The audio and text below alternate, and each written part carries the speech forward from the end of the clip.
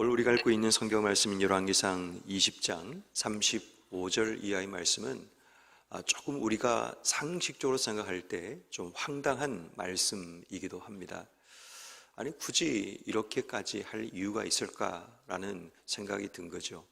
그러니까 첫 번째 사건은 뭐냐 하면 갑자기 선지자 가운데 한 사람이 친구에게 나를 치라라고 얘기합니다. 그리고 치지 않았다는 이유 때문에 그 사람이 사자에게 물려 죽는 일이 벌어지게 됩니다. 누군가를 친다는 것은 그렇게 선한 행동은 아닙니다. 그런데 그 행동으로 인해서 선지자 가운데 한 사람이 죽임을 당했다는 것이 참 우리의 마음을 씁쓸하게 만듭니다. 뿐만 아니라 또 하나의 사건은 그 선지자가 이제 변장을 하고 왕에게 이야기를 하죠. 마치 자기 이야기처럼 어떤 이야기를 꾸며서 이야기를 하는데 그 왕의 대답을 듣고 왕에게 그에게 저주의 메시지를 전하는 그런 내용들을 우리가 보게 됩니다.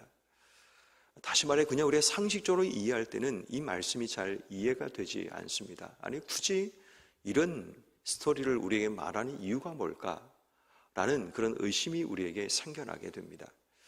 그런데 오늘 성경 말씀에서 우리에게 강조하는 굉장히 중요한 메시지 하나는 순종에 대한 메시지입니다.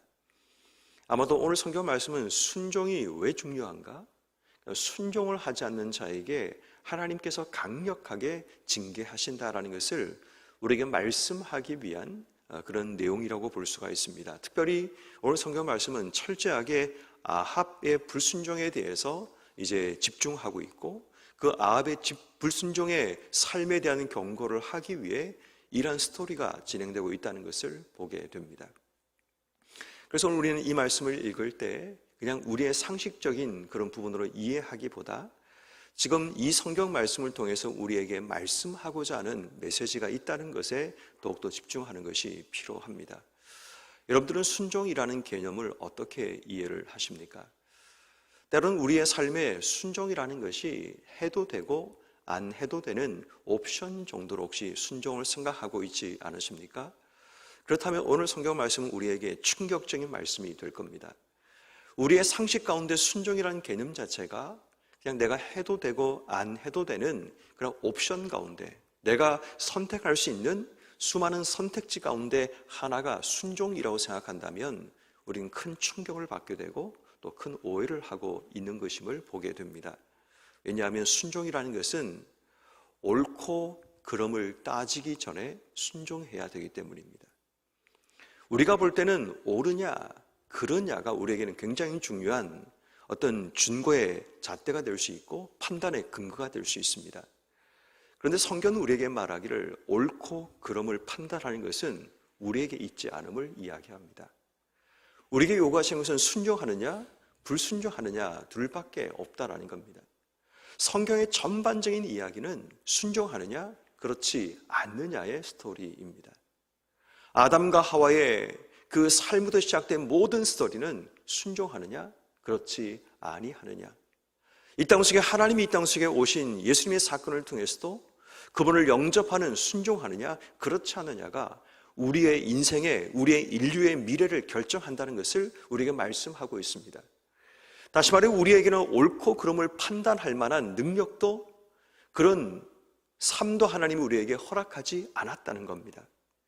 중요한 것은 우리의 삶이 옳고 그름이 아니라 순종하는 것을 우리 하나님께서 우리에게 요구하고 계신다면 혹시 지금도 우리의 삶 가운데서 이게 옳은 일이냐 그른 일이냐 그것을 따지기 전에 우리는 순종하는 지혜가 필요합니다. 특별히 오늘 성경 말씀에 보면 한 선지자가 자기 친구에게 찾아가서 나를 치라 라고 얘기합니다. 당연히 그 치는 행동, 아무 이유도 없이 치는 행동은 옳은 행동이 아닙니다. 다시 말해 순종을 하나님이 우리에게 가르치시면서 옳고 그름을 따지지 말라는 겁니다. 그 옳고 그름의 판단은 오직 하나님께 있는 건데 내가 이 일이 옳으냐 그러냐를 판단할 만한 그런 능력도 그런 권세도 우리에게 주지 않았다는 것을 우리에게 분명히 말씀하고 있는 겁니다. 그렇지만 여러분 우리 인생의 순종은 늘 언제나 옳고 그름의 잣대를 우린 들이밀게 됩니다. 이 일이 순종할 만한 일이냐 그렇지 않느냐라는 겁니다. 우리의 생각에 옳다고 믿을 때는 어느 정도의 순종도 우리의 삶 속에 일어나게 되지만 문제는 내가 보기에 옳지 않다고 판단할 때는 우리가 순종하는 것은 극히 드물 수밖에 없다라는 겁니다. 그렇지만 오늘 성경은 우리에게 분명히 말하기를 옳고 그름을 따지기 전에 순종하라고 말씀합니다. 두 번째는 순종에 대해서 이해하기보다 순종하라고 우리에게 말씀합니다. 여러분, 우리에게 이해가 되어야지만 우리는 순종할 수 있다라고 자주 이야기합니다. 이해라는 것은 내가 옳다고 믿는 생각에 기인한 것입니다. 내가 옳다고 믿기 때문에 내 생각과 내 삶에 이해가 되어야 우리는 순종할 수 있습니다. 그래서 성경은 우리에게 말하기를 이해하려고 하기보다 일단 순종부터 하게 되면, 순종하게 되면 내 삶이 하나님께, 하나님 뜻에 대한 부분을 이해할 수 있음을 이야기합니다. 정말 오늘 본문의 사건은 황당합니다. 갑자기 나를 치라고 하고 치지 않을 때 사자가 나타나서 그를 죽이는 일이 벌어지게 됩니다. 아니, 이런 무슨 황당한 일이 있을 수 있습니까? 이해하려고 하면 이 사건 자체는 이해가 되지 않습니다.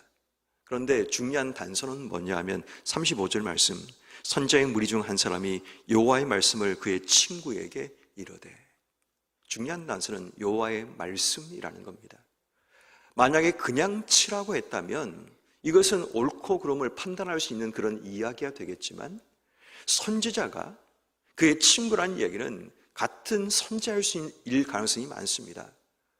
아니면 그가 선지라는 사실을 알고 있는 누군가에게 찾아가서 하나님 말씀에 이르시기를 나를 치라고 했다라고 말하고 있다면, 내 생각대로 하는 것이 아니라 하나님 말씀이라는 기본적인 근거를 우리에게 주었다면 우린 그 근거 앞에 순종할 수 있는 자세가 필요하다는 겁니다.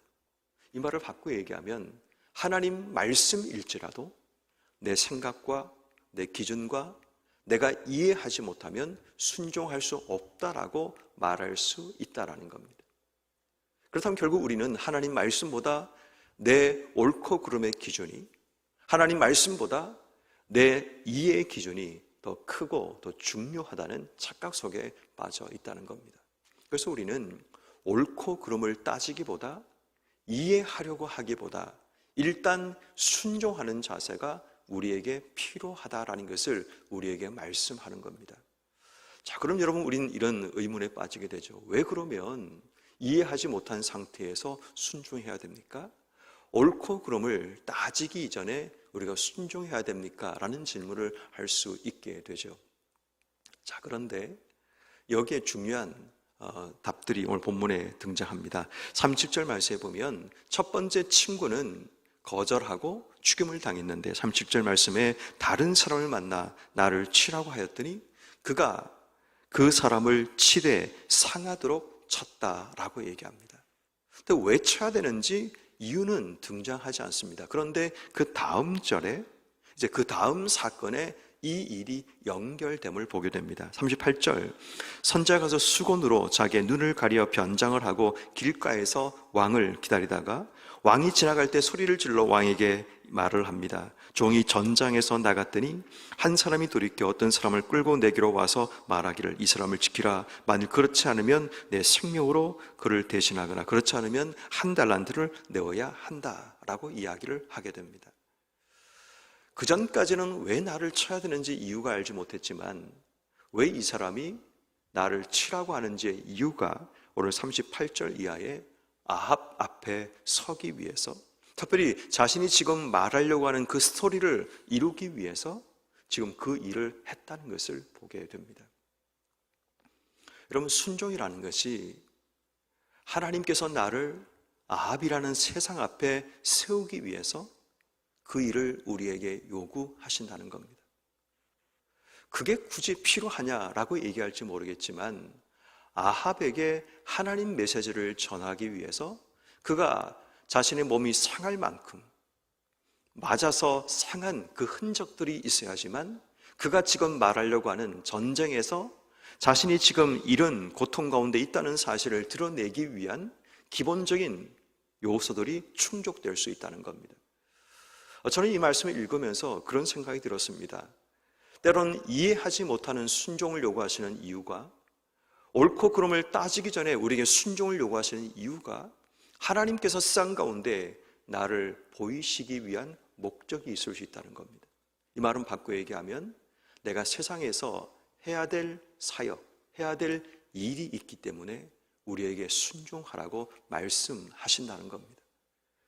내 생각에는 왜 이것이 일어나야 되는지 이유가 이해가 되지 않습니다. 그런데 하나님께서는 그 일을 통해서 내가 쌍 가운데 뭔가 전하기 위한 메시지를 전하기를 원하신다는 겁니다. 여러분, 우리가 아는 것처럼 하박국이라는 그 선지자처럼 때로는 자기 인생 가운데 자기 몸으로, 에스겔처럼 자기 몸을 통해서 그 고난과 어려움을 겪어내면서 하나님의 메시지를 이 땅 속에 전하기 원하시는 하나님 뜻이 있을 수 있다는 겁니다. 때로는 내 삶 속에 순종할 수 없는, 순종하기 어려운 삶의 사건들이 일어날 때가 있습니다. 그런데 왜 그 일이 일어나는가 하면 하나님이 내 삶을 통해 세상 가운데 뭔가를 전하기 원하시기 때문이라는 겁니다.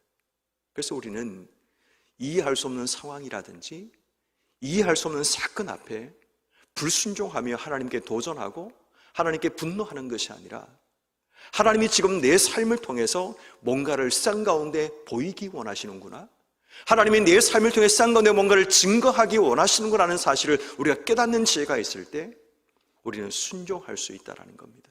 그래서 여러분, 우리가 먼저 해야 될 것은 뭐냐면 불합리하거나 이해하지 못하는 상황에서 하나님이 우리에게 순종하라고 하실 때는 하나님이 나를 통해 지금 세상 가운데 어떤 메시지를 전하기 원하신다라는 것, 이 사실을 우리가 기억해낼 수 있다면, 이 사실을 믿고 순종할 수 있다면 때로는 선자 입장에서는 내가 맞아야 되는 상황이 내 앞에 펼쳐질지라도, 억울하게 매를 맞고 힘든 일을 당할지라도 우리의 삶이 그 자리에 서야 되는 이유는 하나님이 지금 내가 매를 맞고 내가 상해하지만 하나님께서 원하시는 메시지를 전할 수 있다라는 겁니다.